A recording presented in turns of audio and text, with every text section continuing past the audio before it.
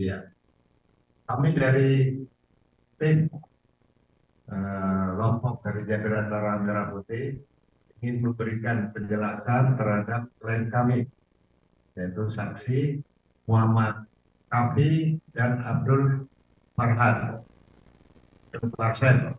Ya.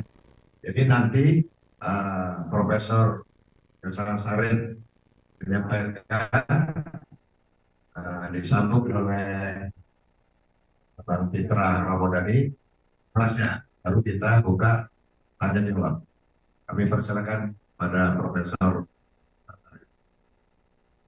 Terima kasih Bapak Brigjen Siswandi, terhormat dan juga terima kasih atas kehadiran dari para media massa di elektronik yang kami akan menjelaskan bahwa kita mengundang beberapa saksi, namanya adalah saksi dari Pak Asren dan Dulu Kafi, yang mana Muhammad Kafi, yang mana mereka telah memberi keterangan di bawah sumpah di pengadilan yang terbuka untuk umum. Dan keterangan itu sudah jelas dan yang memberikan keterangan yang sebenar.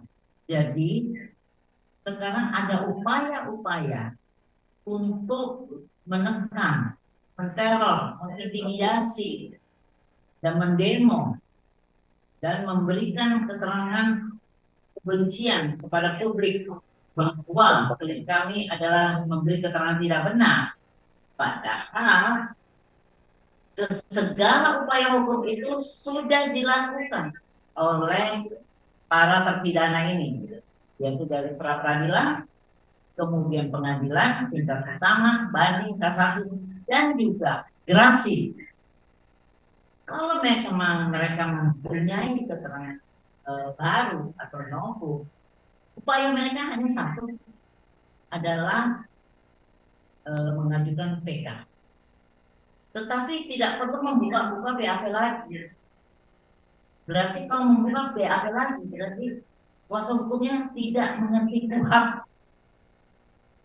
Tidak sebagai lawyer yang mengerti KUHP yang tidak profesional. KUHP itu, BAP itu sudah diuji di pengadilan, di pra peradilan. Nanti secara detail akan dijelaskan oleh rekan saya Putra. Jadi tidak perlu lagi bicara BAP. Apalagi sudah gerasi akan mengertikan kalau gerasi itu mengakui kesalahannya di hukum supaya bisa dikurangi hukumannya.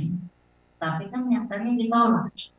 Jadi satu-satunya berusaha mengajukan PK dengan cara menemukan barang bukti, fakta baru yang menolak seluruh keputusan. Jadi kita bicara keputusan aja yang telah mempunyai kekuatan hukum tetap. Dan saya memperingati dengan keras ya, kepada pihak-pihak yang mengintimidasi, mempengaruhi ataupun mendemo dan segala rupa dengan segala cara yang tidak halal untuk supaya klien-klien saya ini memberikan keterangan yang bertentangan dengan yang pemberian keterangannya di bawah sumpah. Untuk itu saya peringati juga, jangan dibawa kasus ini masuk ke ranah politik. Dan kami akan melakukan upaya hukum setelah memperingati ini. Kami akan melakukan upaya hukum pidana dan tentu menjadi kerugian mereka tidak bisa mencalon karena surat keterangannya, kelakuan baiknya kami sudah melakukan secara pidana. Jadi saya peringati dengan keras orang-orang yang melakukan intimidasi pada klien kami, yang memberikan keterangan dengan benar. Ya, saya peringati ya. Jangan coba-coba bansos untuk cari dapat suara dengan cara-cara yang tidak halal. Saya dibully nggak apa-apa, itu mah biasa, risiko dari pekerjaan. Tapi yang mau nyalon bahaya ya. Itu aja saya peringati. Terima kasih. Terima kasih, Profesor. Jadi kita ini kompres baru ya.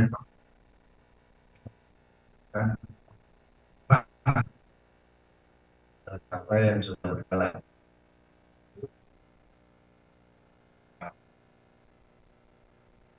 Terima kasih Pak Jenderal. Assalamualaikum warahmatullahi wabarakatuh.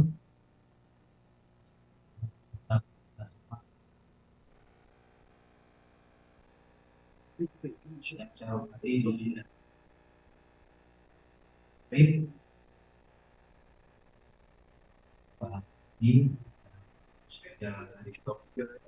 baik, rekan-rekan sekalian yang kami hormati, saya fakta terkait dengan kasus kematian Cirebon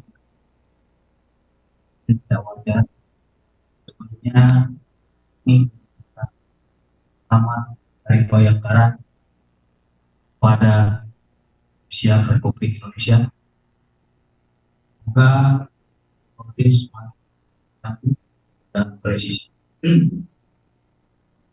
Saudara-saudara sekalian yang kami hormati, bahwasanya kami telah resmi menerima surat kuasa dari Ahmad Datul Kahfi. Pertama itu anak Pak Aslen. Yang kedua, kita juga sudah menerima surat kuasa dari Pak Asren Sum. Pada intinya Jakarta Merah Putih Langsung melakukan koordinasi, melakukan konsultasi, dan melakukan wawancara pada calon klien. Jadi penentuannya itu dulu sebelum kita pegang pasien dan konsultasi. Setelah kita wawancara, ternyata Abdul Pasren dan Ahmad Datul Kahfi konsisten pada keterangannya dan tidak berubah-ubah sesuai dengan apa yang ia alami, ia rasakan, dan ia lihat sendiri. Dan keterangan itu telah ia berikan di muka persidangan Pengadilan Negeri Cirebon yang di bawah sumpah. Setelah kita lakukan wawancara, ada 3 hari lamanya, sehingga kami memutuskan untuk memberikan bantuan hukum kepada Bapak Datul Kahfi dan Abdul Pasren, mengingat dengan pertimbangan banyaknya intimidasi. Ya, sebelum kita pegang ini, banyak sekali intimidasi yang dialami oleh Abdul Pasren beserta dengan keluarga, yang dibuktikan dengan adanya aksi unjuk rasa pada malam hari. Ini saya perlihatkan kepada rekan-rekan sekalian. Apakah unjuk rasa dilakukan pada malam hari itu adalah hal yang wajar? Pak, cari. Bapak. Ya, di malam hari. Bagaimana orang bisa tenang, ya, kalau terus-terusan seperti ini? Mati HP-nya, ayo.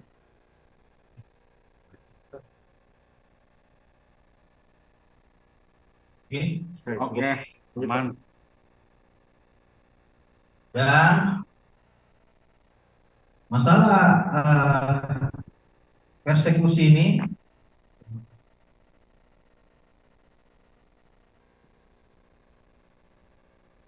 apa itu Pak? Ya mau juga dah. Oh iya. oke? Di malam hari loh. Oke. Apakah perbuatan seperti ini adalah warga negara yang baik dan warga negara yang taat hukum? Unjuk rasa di malam hari itu. Kalau memang mau unjuk rasa ataupun mau demo, silakan sesuai dengan ketentuan hukum, koordinasi dengan Polres, minta surat izin atau pemberitahuan. Ini saya lihat sangat aneh sekali. Biasanya orang itu kalau mau demo itu ke pemerintahan, ini malah demo kepada warga juga. Kita ini mau unjuk rasa atau mau anarkis atau mau sengaja buat keributan. Karena perbuatan itu terjadi di malam hari sesuai dengan informasi dan bukti yang kami peroleh. Artinya apa? Kita selaku warga negara yang taat semestinya harus menghormati proses hukum ataupun undang-undang yang mengatur terkait dengan hal-hal yang ingin mereka laksanakan sesuai konstitusional. Pendapat kami dari Jakarta Merah Putih bahwasanya tindakan pada malam hari dengan membentangkan poster dan membuat cari RT Pasren itu adalah perbuatan persekusi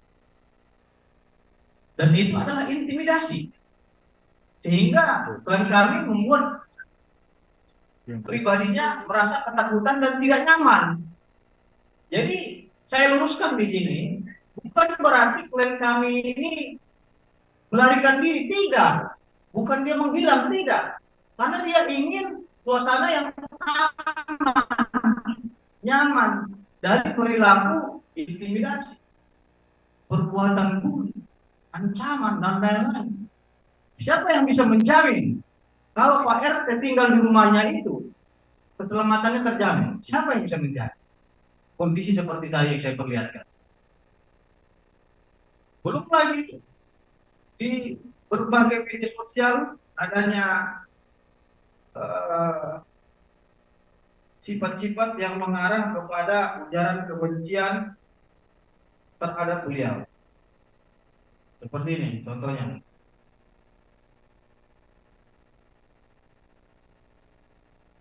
Pak Pol, tangkap RT Pasren ini. Ini kan sama seperti menggiring opini, seolah-olah dia ini adalah pelaku kejahatan. Banyak.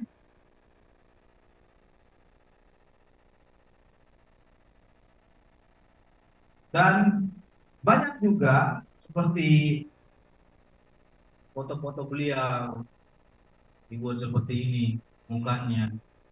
Itu merupakan bentuk pencemaran nama baik terhadap beliau. Kita bertanya kepada diri kita, apabila terjadi pada diri kita seperti itu, apakah kita merasa aman? Tentunya tidak. Dia butuh tempat yang aman, yang nyaman, dan tidak ada gangguan-gangguan dari pihak manapun. Di situ kita luruskan. Itu kita luruskan dulu. Jadi teman-teman ataupun masyarakat Indonesia, kita luruskan, Pak RT tidak menghilang, Pak RT tidak melarikan diri, Pak RT hanya ingin kita berikan jaminan dan kepastian hukum bahwasannya dia itu aman, dan kita berikan perlindungan hukum bahwasannya beliau itu tidak terganggu oleh pihak-pihak yang ingin menyerang beliau.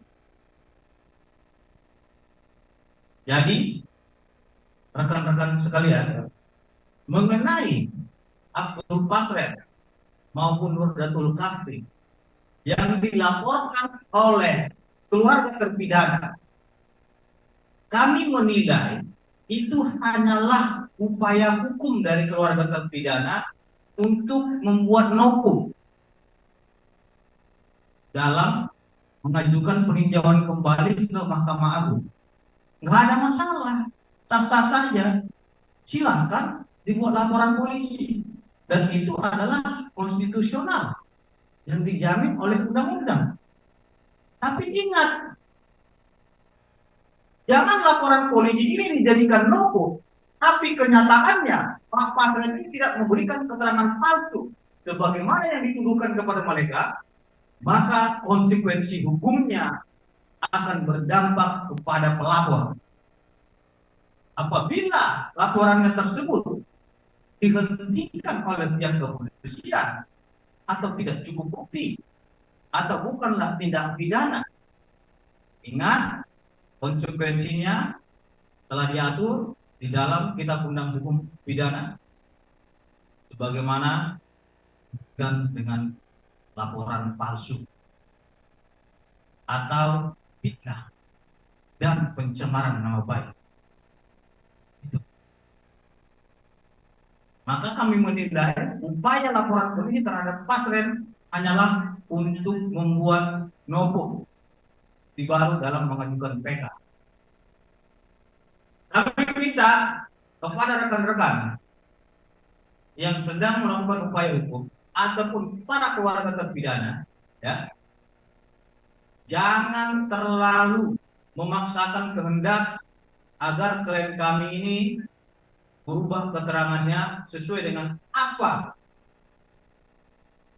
yang disampaikan oleh klien saudara. Kalau memang saudara merasa itu tidak benar, silakan. Tentu kami selaku penasihat hukum dari Jakarta Utara Merah Putih, kita akan ikuti proses hukum yang benar dan baik. Apabila memang pihak kepolisian meminta klarifikasi, kita akan hormati. Kita ikuti prosedurnya. Tapi ingat, bukan berarti kita mengikuti prosedur hukum ini kita diam. Tidak. Bakal ada nanti tindakan hukum yang kita lakukan apabila laporan ini tidak terbukti benar. Itu pasti. Kalau kita sudah gigit, kita nggak akan lepaskan itu.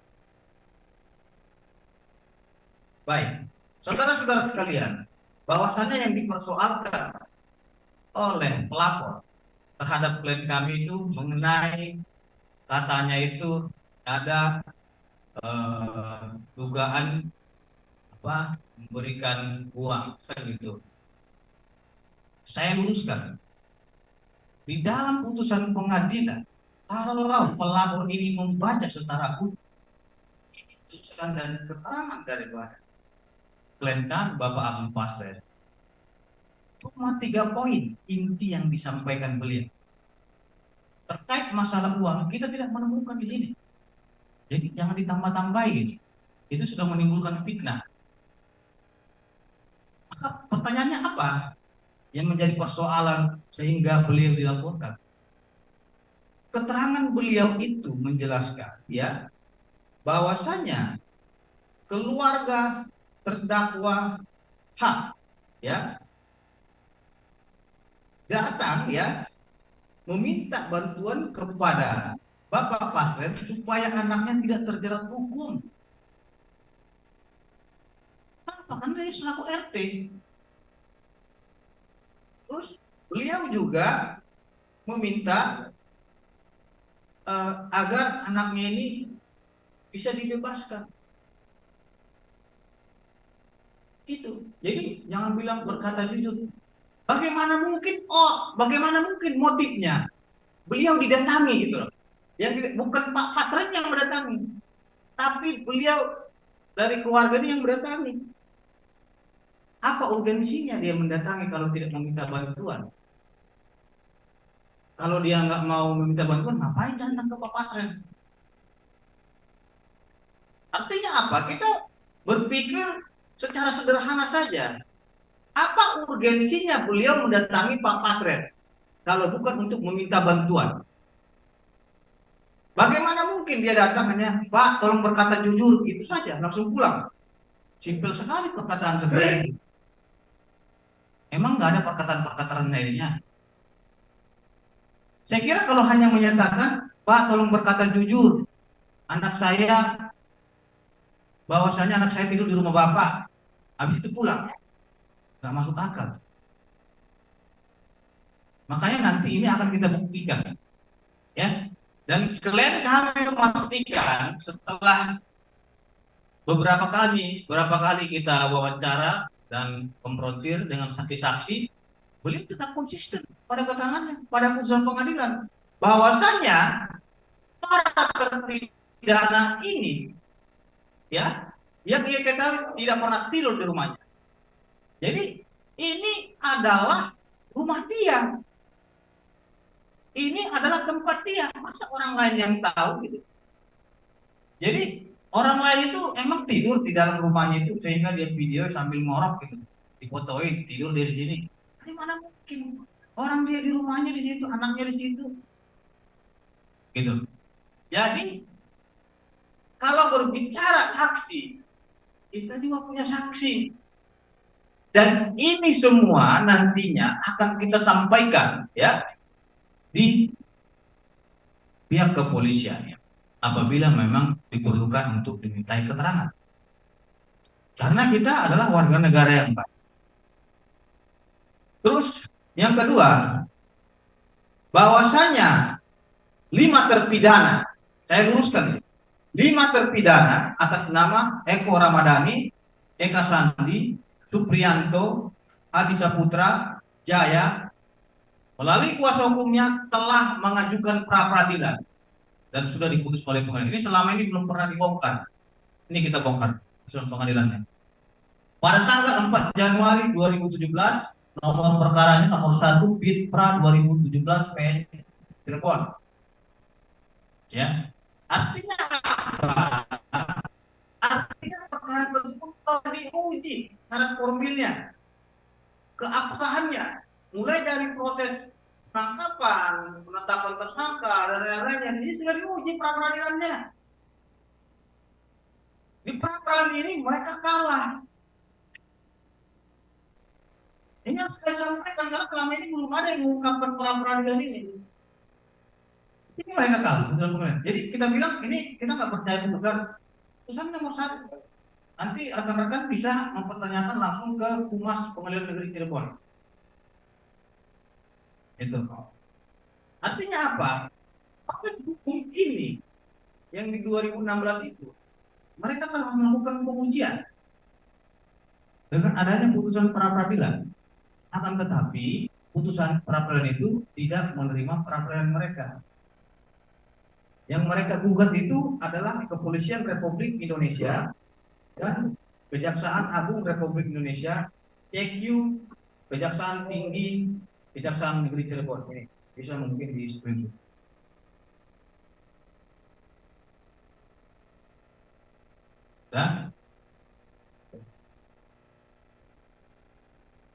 Ya, mungkin ada tambahan dari basis. Jadi intinya sampai hari ini kita sehat.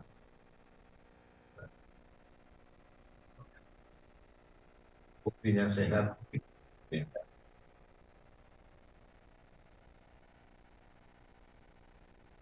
Bukti apa coba bisa sampaikan? Karena surat kuasa. Oke. Dan pada si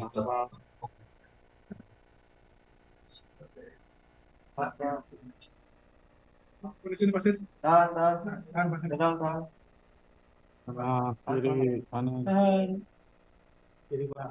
Kiri Pak. Kiri lagi sini Pak, lagi Pak. Sini. Ini Pak, tahan Pak. Sebaliknya. Pak. 2 menit, Pak. 2 menit, Pak.